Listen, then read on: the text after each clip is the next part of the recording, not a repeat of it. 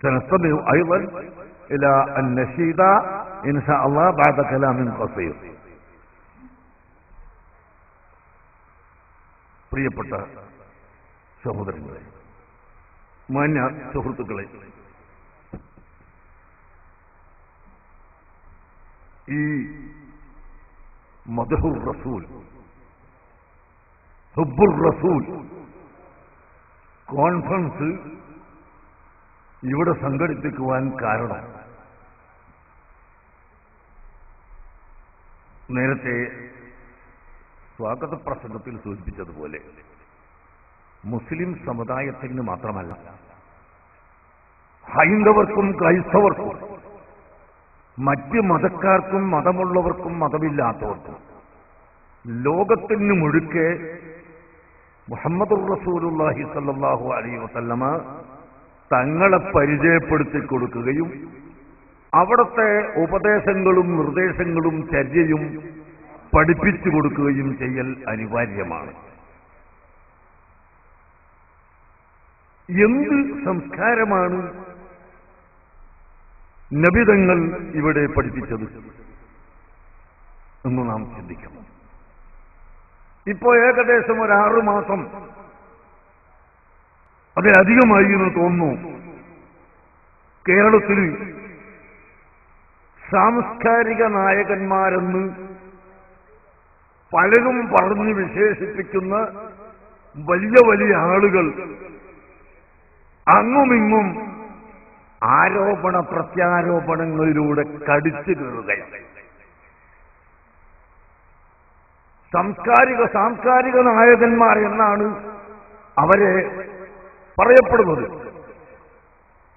ഈ കടിച്ചു കീറുന്ന സംസ്കാരം ആരോപണ പ്രത്യാരോപണം നടത്തുന്ന സംസ്കാരം അല്ല ഹബീബ് മുഹമ്മദ് റസൂലുള്ളാഹി സ്വല്ലല്ലാഹു അലൈഹി വസല്ലം തങ്ങൾ ഇവിടെ പഠിപ്പിച്ചത്.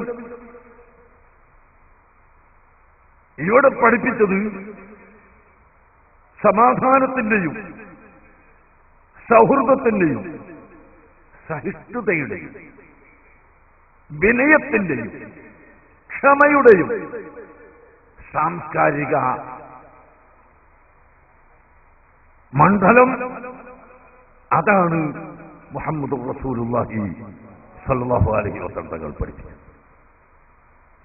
അത് നാം അറിയണം, നാം പഠിക്കണം, ചിന്തിക്കണം. എങ്കിൽ ഇവിടെ ഈ കടിച്ചു കീറുന്ന സാംസ്കാരിക നേതൃത്വമോ അല്ലെങ്കിൽ പ്രവർത്തകരോ ഉണ്ടാവുകയില്ല.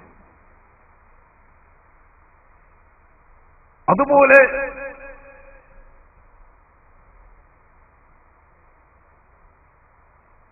പ്രധാനമന്ത്രിമാരുടെ ഉച്ചകോടി കൂടിയാൽ അവിടെ ചർച്ച ചെയ്യപ്പെടുന്നു ഭീകരതയും തീവ്രതയും. പാർലമെന്റിൽ ചർച്ച ചെയ്യപ്പെടുന്നു, ഐക്യരാഷ്ട്രസഭയിൽ ചർച്ച ചെയ്യപ്പെടുന്നു. എന്നല്ല എല്ലാ മണ്ഡലങ്ങളിലും ചർച്ച ചെയ്യപ്പെടുന്നു ഭീകരവാദം. ഒന്നുകൂടി വ്യക്തമായി പറഞ്ഞാൽ നമ്മുടെ രാജ്യത്ത് ആരോഗ്യത്തിന് വേണ്ടി ചെലവഴിക്കുന്നതിനേക്കാൾ,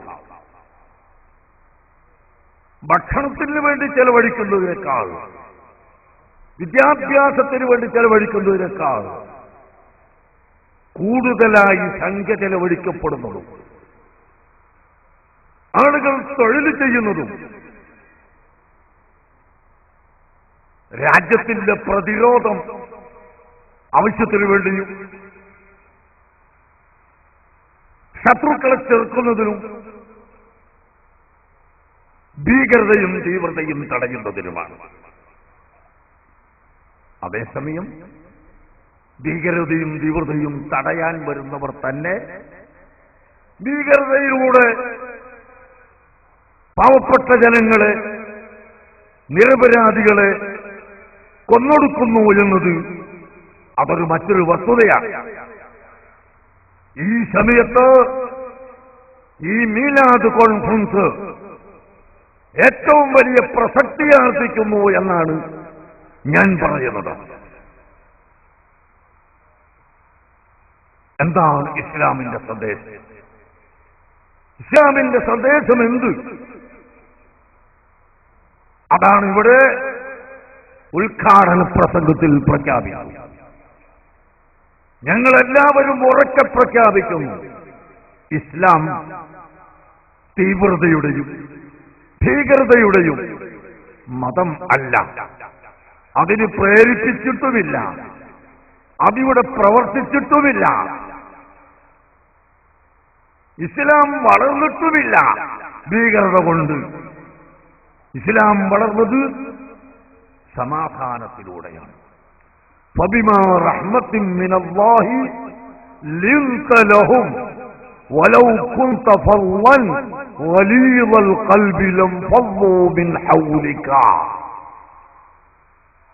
ഹബീബായ മുഹമ്മദ് റസൂലുള്ളാഹി സ്വല്ലല്ലാഹു അലൈഹി വസല്ലം തങ്ങളോട് അല്ലാഹു പറഞ്ഞു, അല്ലയോ ഹബീബ്, അവിടുത്തെ വിനയം, അവിടുത്തെ സൽസ്വഭാവം, അവിടുത്തെ ഏറ്റവും വലിയ വിനയവും സൽസ്വഭാവവും, അതുകൊണ്ടാണ് ഇസ്ലാം വളരുന്നത്. ഇസ്ലാം കൂട്ടം കൂട്ടമായി വളർന്നു വരുന്നത് അതുകൊണ്ടാണ്. മറിച്ച് അവിടുന്ന് ഭീകരനോ തീവ്രവാദിയോ പരിപരുത്ത സ്വഭാവിയോ ആയിരുന്നു എങ്കിൽ ലം ഫളൂ മിൻ ഹൗലിക, ജനങ്ങളെല്ലാം അകന്നുപോകുമായിരുന്നു, വിട്ടുപോകുമായിരുന്നു, ഇസ്ലാമിന് കാലവരുമായിരുന്നില്ല. അപ്പോൾ സൽസ്വഭാവത്തിലൂടെ സഹിഷ്ണുതയിലൂടെ മാത്രമാണ് ഇസ്ലാം ഇവിടെ വളർന്നത്. അത് തന്നെയാണ് സ്വഹാബത്ത് വളർത്തിയെടുത്തതും അങ്ങനെ തന്നെ, ഔലിയാക്കൾ വളർത്തിയെടുത്തതും അങ്ങനെ തന്നെ. ഇന്ത്യ രാജ്യത്തിന്റെ ഏറ്റവും വലിയ സുൽത്താനായി നിലകൊള്ളുന്ന ഖാജാ മുഈനുദ്ദീൻ ചിശ്തി അജ്മീരി തങ്ങളും വളർത്തിയെടുത്തത് അങ്ങനെ തന്നെയാണ് ഇസ്ലാം. സയ്യിദ് അലവിയിൽ മമ്പുറത്തെ തങ്ങൾ, മൗലദ്ദവീല മഹാനവറുകളും ഇസ്ലാമിനെ വളർത്തിയെടുത്തത് സമാധാനത്തിലൂടെയാണ്.